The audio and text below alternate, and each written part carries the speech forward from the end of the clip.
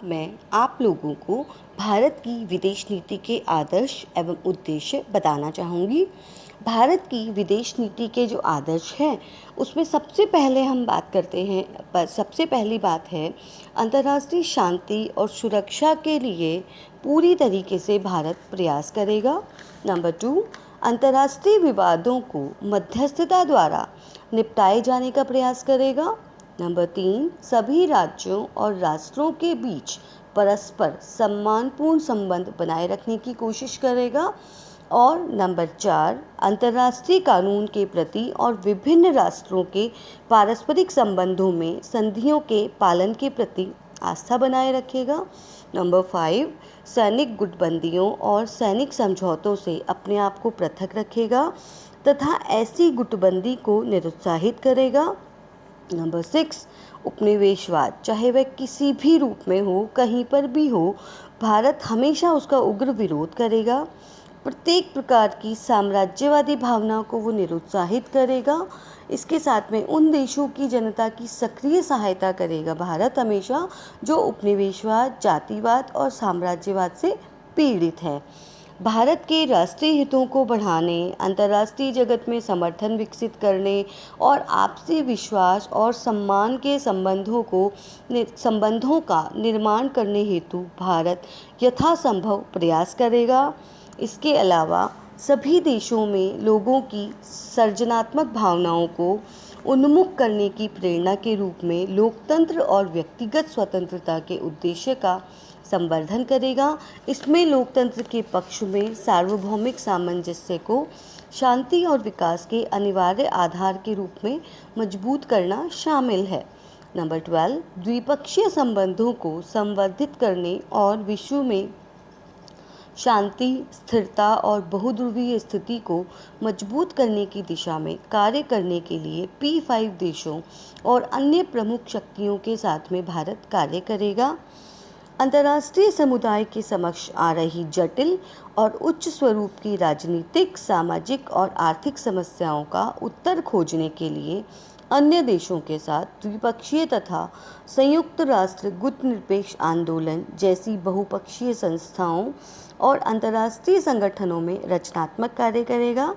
इनमें शांति और सुरक्षा से संबंधित मामले, विशेषकर सभी के लिए अंतर्राष्ट्रीय आर्थिक व्यवस्था की स्थापना, सार्वभौमिकीकरण, पर्यावरण, जन स्वास्थ्य, आतंकवाद और विभिन्न रूपों में अतिवाद, सूचना क्रांति, संस्कृति और शिक्षा आदि शामिल है। इसके अलावा भारत की विदेश नीति की प्रमुख प्राथमिकता और केंद्र बिंदु दक्षिण एशिया में अपने पड़ोसी देशों के साथ में मैत्री और सहयोग को मजबूत करना और इस क्षेत्र में स्थायी विश्वास और समझबूझ का वातावरण तैयार करने के लिए उनके साथ काम करना है। इस प्रकार भारत अपनी स्वतंत्र विदेश नीति का अनुसरण करेगा और उसके ये आदर्श और उद्देश्य हैं जो भारत को आगे बढ़ाने में, भारत के विकास में सहयोग प्रदान करेंगे। अब हम बात करते हैं स्टूडेंट्स, भारत की विदेश नीति के निर्माणक तत्व, मतलब भारत की विदेश नीति के निर्माण में कौन कौन सी परिस्थितियां हैं जो उसमें सहयोग देती हैं। तो सबसे पहली बात हम करते हैं कि भारत की विदेश नीति में निर्माणक तत्वों में सबसे पहला जो पॉइंट होता है वो होता है भौगोलिक तत्व। भौगोलिक तत्व एक ऐसा वो तत्व है जो किसी भी देश की विदेश नीति के निर्माण में महत्वपूर्ण भूमिका निभाता है। उसका कारण ये है कि भौगोलिक परिस्थितियाँ, अगर कोई भी राष्ट्र भौगोलिक रूप से चारों ओर से सुरक्षित है तो उस राष्ट्र को कोई खतरा नहीं होगा और वो उस तरीके से अपने राष्ट्र की विदेश नीति का संचालन करेगा। और भारत जो है, भारत हिंद महासागर में स्थित है और इसका सबसे बड़ा हित यह है कि ये स्वतंत्र और शांति का क्षेत्र है।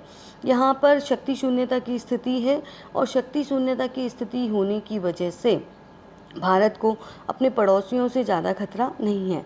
उसकी वजह से भारत अपने भौगोलिक परिस्थितियों में भारत के लिए उचित है कि कोई भी राष्ट्र इसके लिए खतरा उत्पन्न नहीं कर सकते हैं। नंबर 2, गुटबंदियाँ। जब भारत स्वतंत्र हुआ उस समय पूरा विश्व 2 गुटों में विभाजित था और उन 2 गुटों में विभाजित होने से पूरा मतलब भारत अगर साम्यवादी गुट को ज्वाइन करता या साम्यवादी गुट में सम्मिलित हो जाता तो पूंजीवादी उसके विपरीत हो जाते, और पूंजीवाद में सम्मिलित होता तो साम्यवादी उसके विपरीत हो जाते। तो ऐसी परिस्थिति में भारत ने दोनों गुटों से अलग रहकर अपनी पृथक स्वतंत्र विदेश नीति का अनुसरण करने की मंशा जताई, और उसका फ़ायदा ये हुआ कि जब जब भारत को आवश्यकता पड़ी तब तब दोनों गुटों ने भारत की मदद की हमेशा। इसके बाद है विचारधाराओं का प्रभाव। मतलब जो किसी भी देश की विदेश नीति पर विचारधाराओं का भी प्रभाव पड़ता है, और भारत की विदेश नीति के निर्माण में महात्मा गांधी की शांति और अहिंसा की विचारधारा का बहुत प्रभाव पड़ा, और उसका परिणाम ये रहा कि भारत को एक शांति प्रिय राष्ट्र के रूप में देखा जाने लगा, और शांति प्रिय राष्ट्र के रूप में देखा जाने से भारत के अन्य देशों के साथ में संबंधों में भी किसी प्रकार की कोई समस्या नहीं आई। उसके बाद है आर्थिक तत्व। भारत की आर्थिक उन्नति तभी संभव थी जब अंतर्राष्ट्रीय शांति बनी रहे, और अंतर्राष्ट्रीय शांति बनाए रखने के लिए आर्थिक दृष्टि से मतलब भारत का अन्य देशों के साथ में व्यापार हो, और पाश्चात्य देशों के साथ ही उस समय तक भारत का व्यापार चल रहा था, और पाश्चात्य देश भारत का शोषण कर सकते थे।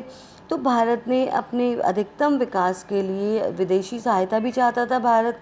ऐसी परिस्थिति में भारत का सभी राष्ट्रों के साथ में मैत्रीपूर्ण बर्ताव रखना आवश्यक था। इसीलिए भारत ने अपने आर्थिक तत्वों को ध्यान में रखते हुए अन्य राष्ट्रों के साथ अपने मैत्रीपूर्ण संबंधों को विकसित करने का कार्य किया। उसके बाद है सैनिक तत्व। सैनिक तत्व भी किसी राष्ट्र की विदेश नीति को आगे बढ़ाने में बहुत इम्पॉर्टेंट होते हैं।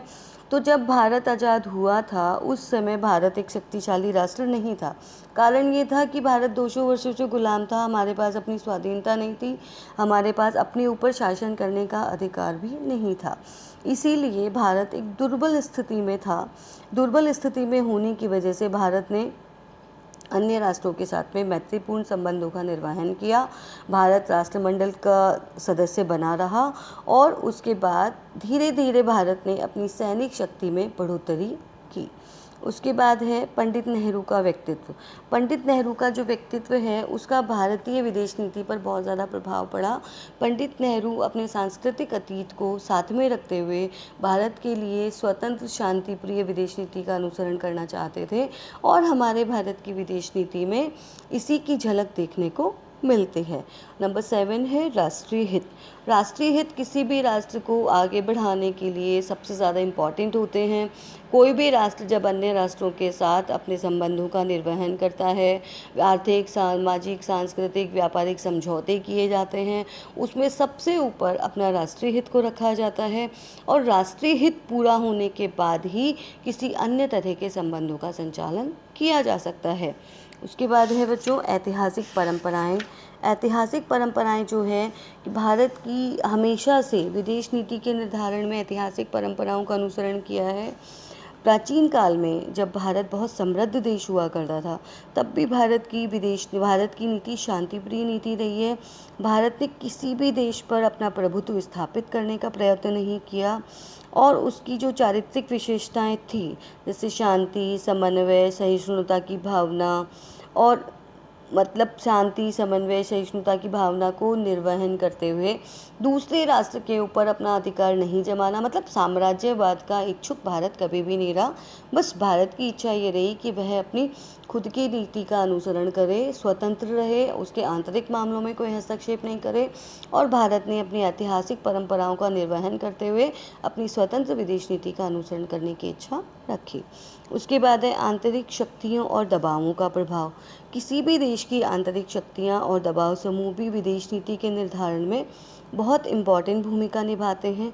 जब राष्ट्र आंतरिक दृष्टि से सुदृढ़ और मनोवैज्ञानिक रूप से एकता के सूत्र में गुथा होता है तो राष्ट्र की विदेश नीति भी अधिक स्पष्ट, सुदृढ़ और प्रभावशाली होती है। लेकिन अगर किसी राष्ट्र में आंतरिक फूट होती है और राष्ट्र विभाजित होता है तो ऐसे में राजनीतिक अस्थिरता पाई जाती है, और जब राजनीतिक अस्थिरता होती है तो बहुत लंबे समय तक संविधान भी कार्य नहीं कर सकता। तो भारत ने अपनी विदेश नीति का संचालन इस प्रकार से किया कि आंतरिक स्तर पे और बाह्य स्तर पर शांति बनी रहे, और शांति बनाए रख करके भारत में एक आगे की ओर बढ़ने वाली विदेश नीति का अनुसरण किया जा सके। इस प्रकार हम ये कह सकते हैं कि वर्तमान समय में भारत की विदेश नीति अधिक यथार्थवादी और भारत के मुख्य हितों को साधने वाली है। नीतिकारों ने काफ़ी दक्षता से कदम बढ़ाते हुए अमेरिका के साथ रिश्ते बेहतर किए, दक्षिण पूर्वी एशिया की ओर रुख किया, इजराइल के साथ रिश्तों में बदलाव आया और भारत को एक उभरती वैश्विक अर्थव्यवस्था में बहुत महत्वपूर्ण स्थान दिलाया। देखो बच्चों, इसके बाद हम पढ़ेंगे भारत की विदेश नीति की विशेषताएं। वो अगली क्लास में मैं आप लोगों को पढ़ाऊंगी।